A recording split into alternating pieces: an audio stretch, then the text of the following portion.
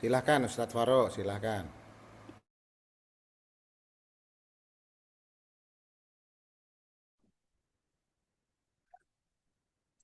Bismillahirrahmanirrahim.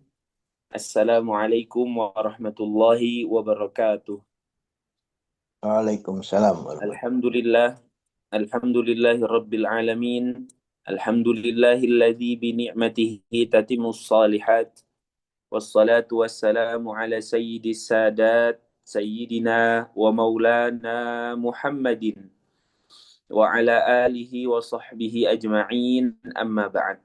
قال الله سبحانه وتعالى في القرآن الكريم: أعوذ بالله من الشيطان الرجيم، بسم الله الرحمن الرحيم، قل هل يستوي الذين يعلمون والذين لا يعلمون إنما يتذكر أولو الألباب صدق الله مولانا العظيم. Hadirin hadirat para musyrif dan santri pesantren Tahfiz Madinah Quran yang insya Allah kita semua selalu dalam rahmat dan maghfirah Allah Subhanahu wa Ta'ala. Alhamdulillah, kita bersyukur kepada Allah atas berbagai nikmat yang Allah limpah curahkan kepada kita, wabil khusus nikmat iman dan nikmat Islam. Mudah-mudahan dengan iman dan Islam Allah bahagiakan dan selamatkan hidup kita, keluarga kita, anak-anak keturunan kita, guru-guru mulia kita dunia wal akhirah. Mudah-mudahan dengan iman dan Islam kelak Allah Subhanahu wa taala anugerahkan kepada kita husnul khatimah, dan mudah-mudahan dengan iman dan Islam kelak Allah Subhanahu wa taala pertemukan kita dengan kekasih hati kita Nabi besar Muhammad sallallahu alaihi wasallam, meraih syafaat beliau, berkumpul bersama orang-orang yang saleh di dalam syurganya Allah Subhanahu wa taala. Amin ya Allah ya rabbal alamin.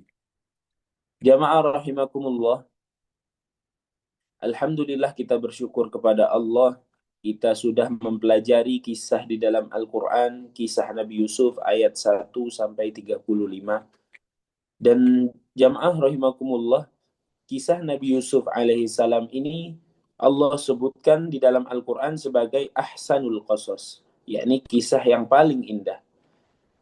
Namun kisah itu bukan diawali dari kerajaan yang megah, atau bukan tentang kemenangan yang instan, atau juga bukan hidup yang tanpa adanya luka.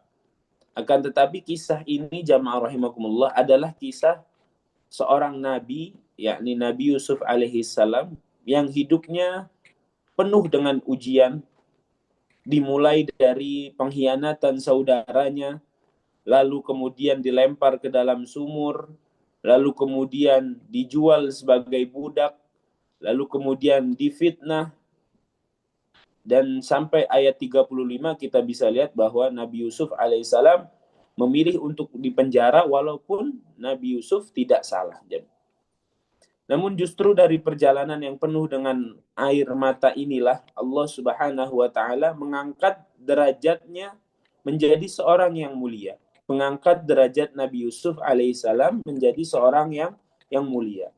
Diberi ilmu, diberi hikmah, dan juga kedudukan yang tinggi di kota Mesir, di negeri Mesir. Dan jamaah rahimakumullah, jika kita mempelajari dan kita mentadabburi kisah Nabi Yusuf alaihissalam ini, kita akan sadar satu hal, bahwa Al-Quran tidak sedang bercerita untuk menghibur, akan tetapi Al-Quran sedang membentuk manusia yang mempelajari kisah Nabi Yusuf alaihissalam. Membentuk hati yang sabar, lalu kemudian jiwa yang bersih, dan juga iman yang tidak mudah runtuh meskipun diuji berkali-kali. Afala yatadabbaruna al-Qur'an am ala qulubin aqfaluha. Maka ikhtiar kita mempelajari, merenungi, mentadabburi kisah Nabi Yusuf alaihissalam di dalam Al-Quran ini merupakan ikhtiar kita mentadabburi Al-Quran, dan juga untuk menjaga kebersihan hati kita, menjaga keimanan yang ada di dalam hati kita, dan menjaga sifat menjadikan Allah yang utama di dalam hati kita dan juga di dalam fikiran kita. Maka jamaah rahimakumullah, dari sinilah kita belajar menjadi ahlul Quran yang sesungguhnya. bahwa ahlul Quran yang sesungguhnya adalah bukan hanya mereka yang pandai membaca Al-Quran atau bukan hanya yang hafal ayat demi ayatnya, namun ahlul Quran yang sejati itu adalah ahlul Quran yang senantiasa berusaha sebatas kemampuannya, berusaha semaksimal yang dia bisa untuk bisa menjadikan Al-Quran sebagai pedoman di dalam hidupnya dan membentuk hidupnya dan selalu diwarnai hidupnya dengan Al-Quranul Karim. Maka ahlul Quran yang sejati itu adalah ahlul Quran yang ketika diuji mereka bersabar seperti Nabi Yakub. Ketika digoda dengan sebuah kemaksiatan, mereka menolak seperti Nabi Yusuf alaihissalam. Ketika disakiti, mereka memilih menjaga kehormatan daripada membalas dengan keburukan. Inilah yang kita bisa pelajari dari kisah Nabi Yusuf alaihissalam. Karena itulah kisah Nabi Yusuf bukan hanya kisah yang hanya untuk dibaca, tetapi juga untuk dihidupkan dalam diri kita semua sebagai orang-orang yang beriman dan orang-orang yang berikhtiar untuk menjadi ahlul Quran. Maka sama-sama kita renungi kisah Nabi Yusuf ini adalah untuk menjadikan diri kita sebagai ahlul Quran, keluarganya Allah dan orang-orang pilihan dari Allah Subhanahu wa taala. Dan alhamdulillah jamaah rahimakumullah, kita sudah sama-sama mempelajari, mentadaburi, memahami dan berusaha untuk mengamalkan setiap pelajaran yang kita dapatkan dari kisah Nabi Yusuf di Quran surah Yusuf ayat 1 sampai 35. Sebelum kita lanjut ke ayat 36 dan seterusnya berbagai kisah dari Nabi Yusuf alaihissalam, part berikutnya dari kisah Nabi Yusuf alaihissalam ini, mari sama-sama kita review secara singkat Quran kisah Nabi Yusuf alaihissalam, Quran surah Yusuf ayat 1 sampai 35. Setidaknya kita bisa mengambil banyak pelajaran dari ayat 1 sampai 35 ini. Yang pertama adalah ketika Allah Subhanahu wa taala menjelaskan ayat 1 sampai 3, yakni adalah intinya yaitu Al-Qur'an sebagai petunjuk hidup kita. Di mana Allah Subhanahu wa taala berfirman, Alif Lam Ra, tilka ayatul kitabil mubin. Inna anzalnahu Qur'anan Arabiyyan la'allakum ta'qilun. Ini adalah Al-Quran. Alif Lam Ra, ini adalah Al-Quran. Ayat-ayat dengan kitab yang penuh dengan kejelasan. Dan Allah Subhanahu wa taala menurunkan Al-Quran ini dalam bahasa Arab agar kalian memahaminya. Dan jamaah rahimakumullah menguatkan apa yang kami sampaikan di awal, bahwa Al-Quran bukan hanya untuk dibaca, tetapi juga untuk dipahami, dihidupi, dan juga diamalkan. Siapa yang menjadikan Al-Quran sebagai pedoman di hidupnya, hatinya tidak akan mudah goyah, hatinya tidak akan mudah runtuh, meski dunia berubah di hadapannya. Hidup tanpa Al-Quran justru seperti orang yang berjalan di dalam kegelapan tanpa adanya cahaya. Ayat 1 sampai 3 ini menguatkan kita bahwa Al-Quran adalah sebagai pedoman dan petunjuk di dalam hidup kita. Lalu kemudian di ayat 4 kita juga bisa melihat mimpi mulia dari Nabi Yusuf alaihissalam. Ini juga sebagai takdir yang Allah berikan kepada Nabi Yusuf alaihissalam. Dan di ayat 4 ini Allah Subhanahu wa taala mengingatkan melalui kisah ini bahwa Nabi Yakub alaihissalam berkata kepada Nabi Yusuf alaihissalam berkata kepada ayahnya bahwa Nabi Yusuf melihat 11 bintang, menceritakan mimpinya kepada ayahnya Nabi Yakub alaihissalam. Bahkan Allah Subhanahu wa taala menanamkan harapan besar sejak Nabi Yusuf itu kecil. Mimpi Nabi Yusuf ini jamaah rahimakumullah bukan hanya sekedar mimpi, tetapi isyarah bahwa Allah Subhanahu wa taala sedang menyiapkan jalan kemuliaan kepada Nabi Yusuf alaihissalam. Maka jamaah rahimakumullah, ini juga merupakan bagian penting bagi kita sebagai orang tua yang jangan pernah meremehkan doa dan cita-cita dari anak-anak kita dan selalu support, dukung selama itu kebaikan dan berbuah menjadi amal soleh.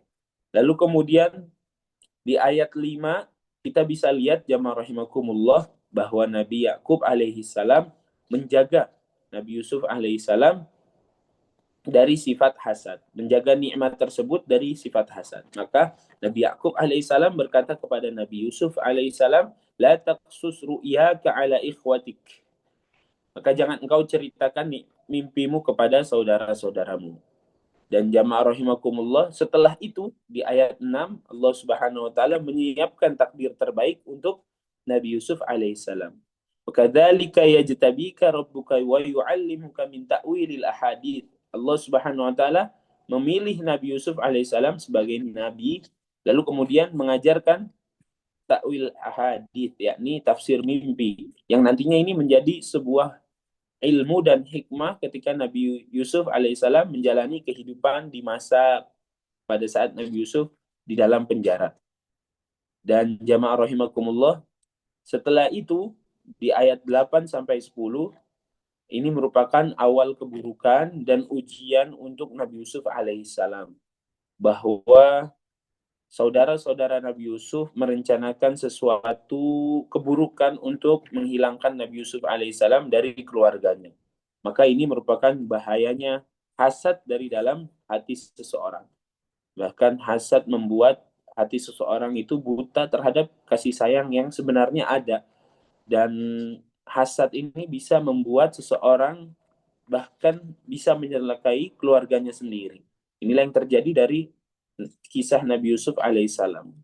Bahkan yang tadinya saudara bisa menjadi musuh, maka jika tidak dibersihkan, jamaah rahimakumullah, hasad iri hati bisa menghancurkan keluarga kita, baik dari dalam internal itu sendiri, jamaah rahimakumullah. Lalu kemudian ayat 11 sampai 14 ini merupakan percakapan dari saudara-saudara Nabi Yusuf alaihi salam kepada Nabi Yakub alaihi salam ketika mereka semua sudah merencanakan untuk melenyapkan, untuk membuang Nabi Yusuf alaihi salam, dengan mengatakan salah satu kata yang keluar dari saudara Nabi Yusuf adalah qalu ya abana ma laka la ta'manna ala Yusuf. Mereka berkata bahwa wahai ayah kami, mengapa engkau tidak mempercayai kami terhadap Nabi Yusuf alaihi salam. Ini merupakan salah faham yang dilakukan oleh saudara Nabi Yusuf karena mereka semua sangat berambisi untuk bisa membawa Nabi Yusuf ke dalam hutan dan untuk membuang Nabi Yusuf alaihi salam. Dan jamaah rahimakumullah, setelah itu ayat 15 kita bisa lihat bahwa Nabi Yusuf dibuang ke dalam sumur. Falamma dhahabu bihi wa ajma'u an yaj'aluhu fi ghayabatil jubb. Maka ketika mereka, saudara-saudara Nabi Yusuf membawanya, dan sepakat mereka semua memasukkan Nabi Yusuf ke dasar sumur. Dan jamaah rahimakumullah, setelah itu ayat 16 sampai 18 ini merupakan air mata yang palsu ketika saudara-saudara Nabi Yusuf datang kepada Nabi Yakub alaihissalam setelah berhasil menjatuhkan Nabi Yusuf alaihissalam ke dalam dasar sumur. Waja'u abahum isya'ay yabkun. Mereka datang kepada ayahnya, yakni Nabi Yakub alaihissalam, pada malam hari sambil menangis. Dari sini kita bisa lihat bahwa air mata palsu tidak akan bisa menipu Allah Subhanahu wa taala. Ya, orang bisa tertipu dengan air mata yang dikeluarkannya. Lalu kemudian dihiasi dengan kata-kata yang indah seperti yang dilakukan saudara-saudara Nabi Yusuf alaihissalam, yang mengeluarkan kata-kata yang merekayasa kisah ini. Lalu kemudian Allah Subhanahu wa taala tetap menolong Nabi Yusuf alaihi salam. Maka kebohongan bisa tampak meyakinkan di depan manusia, tetapi Allah Subhanahu wa taala Maha mengetahui isi hati seseorang manusia. Dan jamaah rahimakumullah, di ayat 18 juga kita bisa melihat bagaimana respon dari Nabi Yakub alaihissalam ketika menerima laporan kebohongan dari saudara-saudara Nabi Yusuf dengan mengatakan fasobrun jamil. Maka Nabi Yakub alaihissalam memilih kesabaran yang indah, karena kesabaran yang indah itulah adalah hal yang terbaik untuk Nabi Yakub alaihissalam. Wallahul musta'an, dan Allah merupakan tempat meminta pertolongan. Setelah memilih kesabaran dari kisah yang dibuat oleh saudara-saudara Nabi Yusuf. Lalu tak lupa Nabi Yakub alaihissalam mengatakan wallahul musta'an, dan Allah lah tempat aku meminta pertolongan. Maka sabar yang indah adalah sabar yang tidak disertai dengan keluh kesah kepada manusia, akan tetapi penuh harap kepada Allah Subhanahu wa taala. Inilah yang bisa kita contoh juga jamaah rahimakumullah, sikap dari Nabi Yakub alaihissalam ketika menerima ujian. Fasobrun jamil wallahul musta'an. Maka kesabaran yang terbaik itulah yang aku pilih, dan Allah Subhanahu wa taala adalah tempat meminta pertolongan. Lalu kemudian jamaah rahimakumullah ayat 19 sampai 20 Allah Subhanahu wa taala memberikan pertolongan kepada Nabi Yusuf alaihissalam dari arah yang tak terduga.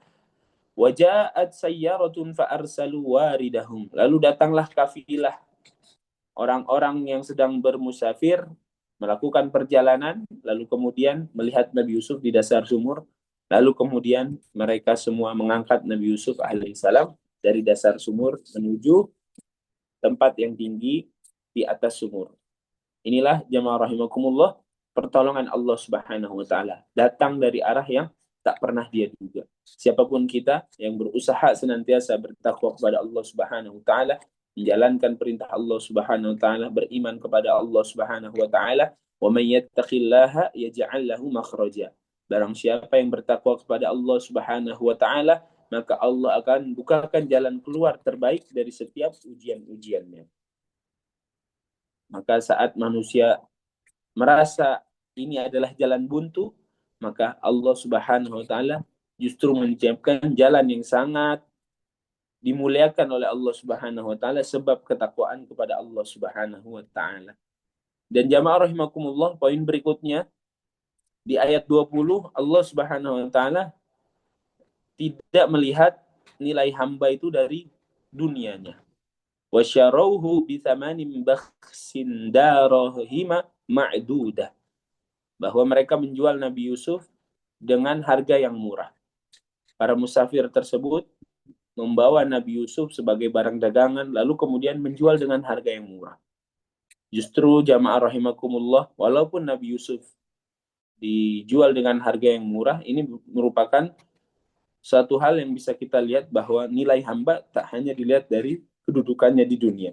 Inna akramakum indallahi atqakum. Sesungguhnya yang paling mulia di antara kita adalah yang paling bertakwa kepada Allah Subhanahu wa taala, yang paling dekat dengan Allah Subhanahu wa taala. Lalu kemudian di ayat 21 ketika Nabi Yusuf alaihi salam telah dijual, lalu kemudian dibeli oleh petinggi Mesir Al-Aziz, lalu kemudian dirawat oleh Imra'atul Aziz, istri dari Al-Aziz. Di dalam keluarga itu Al-Aziz berkata, akrimi mathwah, yakni muliakanlah ini anak kecil ini, yakni Nabi Yusuf alaihissalam, dengan tempat tinggal yang sangat layak. Ini merupakan awal kebahagiaan dari Nabi Yusuf alaihissalam melalui perkataan dari Al-Aziz, yakni adalah petinggi di kota Mesir, di negeri Mesir pada saat itu, yang membeli Nabi Yusuf alaihissalam. Lalu kemudian di ayat 22, walamma balagha asyuddahu atainahu hukma wa ilma. Ini merupakan hadiah dari Allah Subhanahu wa taala atas perjalanan panjang dari Nabi Yusuf alaihissalam, yakni dengan memberikan hikmah dan ilmu kepada Nabi Yusuf alaihissalam. Pada saat usia yang telah dewasa, walamma balagha asyuddah atainahu hukma wa ilma. Allah Subhanahu wa taala memberikan hikmah berupa ilmu, dan ini merupakan hadiah dari Allah Subhanahu wa taala. Maka setelah itu ayat 23 sampai 24 ini merupakan ujian Nabi Yusuf alaihissalam yang digoda oleh Imra'atul Aziz, yakni istri dari Al-Aziz petinggi Mesir. Lalu kemudian kita bisa lihat apa yang dilakukan dari Nabi Yusuf, wastabaqal bab. Maka Nabi Yusuf berlari kepada pintu untuk menjauhi godaan dari Imra'atul Aziz, dan juga mengatakan ma'adzallah, aku berlindung kepada Allah Subhanahu wa taala. Dan dari sini kita juga bisa lihat bahwa iman tidak cukup hanya sekedar menolak dosa, kan tetapi juga harus kita menjauh dari perilaku-perilaku yang mendorong kita kepada kemaksiatan dan perbuatan dosa. Ini yang dicontohkan dari Nabi Yusuf alaihissalam, tak cukup mengatakan ma'adallah, namun Nabi Yusuf alaihissalam berlari menuju pintu untuk keluar dari godaan dari Imra'atul Aziz. Lalu kita bisa lihat juga dari ayat 26 sampai 28, itu merupakan kebenaran yang terungkap ketika Nabi Yusuf alaihissalam difitnah. Lalu kemudian ayat 29, pentingnya kita untuk menjaga kehormatan orang lain seperti yang dilakukan oleh Al-Aziz. Al-Aziz ini setelah menerima kebenaran bahwa istrinya lah yang menggoda Nabi Yusuf alaihissalam, dilihat dari tanda baju gamis Nabi Yusuf yang robek di bagian belakang bahwa itu merupakan tarikan dari Imra'atul Aziz. Al-Aziz dengan penuh kebijaksanaan menjaga kehormatan orang lain dengan mengatakan, Yusufu a'rid an hadha. Wahai Yusuf, lupakan hal ini dan pergilah kamu. Nah, ini merupakan suatu sifat kebijaksanaan dari Al-Aziz yang dikisahkan di Quran surah Yusuf ayat 29. Lalu kemudian di ayat 30 kita bisa lihat bahwa berita Nabi Yusuf dengan Imra'atul Aziz menyebar di kota itu.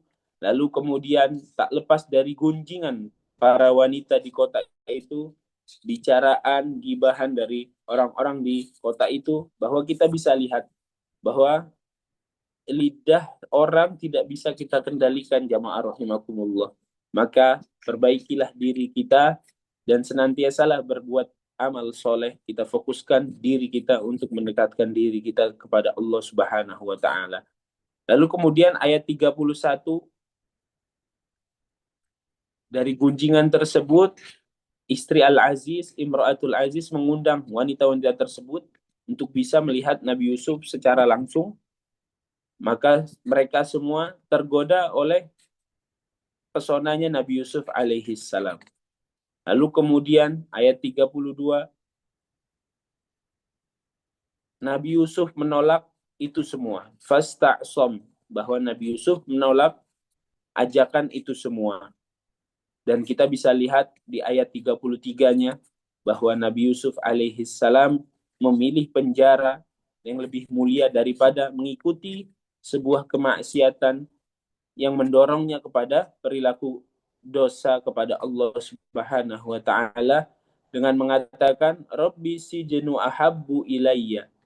Wahai Tuhanku, Nabi Yusuf berkata, wahai penjara lebih aku sukai dibanding harus mengikuti ajakan mereka, yakni orang-orang yang menggoda Nabi Yusuf alaihissalam, Imra'atul Aziz. Lalu kemudian para wanita yang diundang oleh Imra'atul Aziz. Maka Nabi Yusuf memilih, walaupun Nabi Yusuf itu difitnah, berada dalam kebenaran, tidak dalam kondisi yang salah, namun Nabi Yusuf lebih mementingkan menjaga imannya dibanding harus menuruti hawa nafsunya dengan mengatakan, Rabbi sijnu ahabbu ilayya. Wahai Tuhanku, aku lebih mencintai penjara dibanding aku harus mengikuti hawa nafsu dan melakukan kemaksiatan kepada engkau, wahai Tuhanku. Dan ayat 34 sampai 35, Allah Subhanahu wa taala menjelaskan bahwa setelah Nabi Yusuf alaihissalam meminta bahwa penjara lebih disukainya, Allah Subhanahu wa taala mengabulkannya. Ini merupakan penjagaan dari Allah Subhanahu wa taala kepada hambanya yang menjaga keimanannya kepada Allah Subhanahu wa taala. Dan jamaah rahimakumullah, ketika kita mempelajari poin-poin review ini, kita juga bisa lihat bahwa Allah tidak pernah salah dalam menakdirkan, menata takdir hambanya, meski jalan yang dilalui penuh luka dan air mata. Dan jamaah rahimakumullah, dari sini juga kita bisa lihat bahwa Al-Quran tidak hanya mengajarkan kita untuk membaca kisah Nabi Yusuf alaihissalam, mendengar kisah Nabi Yusuf alaihissalam, tetapi juga Al-Quran mengajarkan untuk kita menjadi seorang seperti Nabi Yusuf alaihissalam, sabar dalam ujian, kuat dalam godaan, dan tetap menjaga kehormatan di saat sendirian walaupun kita semua selalu berada dalam ujian. Dan jamaah rahimakumullah, di ayat 1 sampai 35 ini, mari kita sama-sama tanamkan pembelajaran yang sangat berharga bahwa bersama kesabaran ada kemuliaan. Dan juga kita bisa lihat bersama ketakwaan ada jalan keluar. Dan bersama Allah Subhanahu wa taala tidak ada kisah yang berakhir sia-sia. Mudah-mudahan dari ayat 1 sampai 35 ini kita bisa banyak mengambil pelajaran dan juga kita bisa menghidupkan kisah-kisah Nabi Yusuf alaihi salam ini di dalam kehidupan kita dari setiap pelajaran yang bisa kita ambil. Insya Allah kita akan lanjut pada pertemuan berikutnya. Jamaah rahimakumullah. Mudah-mudahan kita selalu senantiasa diberikan sehat walafiat, hidayah dan taufik dari Allah Subhanahu wa taala. Bismillahirrahmanirrahim. Alhamdulillahi rabbil alamin. Allahumma salli wa sallim ala sayyidina Muhammad wa ala ali sayyidina Muhammad. Allahumma la tada' lana fi majlisina hadza dzamban illa ghafarta. Ya Allah yang hadir di majlis ini, ampun ya Allah aib masa lalu kami, ya Allah tutup ya Allah dunia wal akhirah. Wala maridan illa syafaita, yang sedang sakit angkat penyakitnya ya Allah, anugerahkan kesembuhan untuknya. Wala hajatan min hawaiji dunia wal akhirah illa qadaitaha wa yassartaha ya Allah ya rabbal alamin. Yang memiliki rencana mudahkan untuk kemaslahatan hidupnya dunia wal akhirah. Allahumma ja'alna min ahlil Qur'an. Ya Allah jadikan kami ahlul Qur'an. Allahumma arhamna bil Qur'an. Ya Allah rahmati kami dengan Al-Qur'an. Allahumma barik Mahad Madinah Quran. Ya Allah berkahi pesantren kecintaan kami, pesantren tahfiz Madinah Quran. Rabbana hablana min azwajina wa dhurriyyatina qurrata a'yun waj'alna lil muttaqina imama. Ya Allah jadikan pasangan hidup kami, anak-anak keturunan kami sebagai penyejuk mata kami, penenteram jiwa kami, dan jadikan kami pemimpin orang-orang yang bertakwa. Allahumma hdina wa saddidna. Ya Allah anugerahkan hidayah kepada kami dan tetapkanlah hidayah tersebut di dalam jiwa dan pikiran kami. ربنا اغفر لنا ولوالدينا وارحمهما كما ربيانا صغارا ربنا آتنا في الدنيا حسنة وفي الآخرة حسنة وقنا عذاب النار وصلى الله على سيدنا ومولانا Muhammadin wa ala alihi wa sahbihi wasallam. Alhamdulillahi rabbil alamin. Kita tutup dengan doa kafaratul majlis. Subhanakallahumma wa bihamdika asyhadu an la ilaha illa anta astaghfiruka wa atubu ilaik. Wassalamualaikum warahmatullahi wabarakatuh.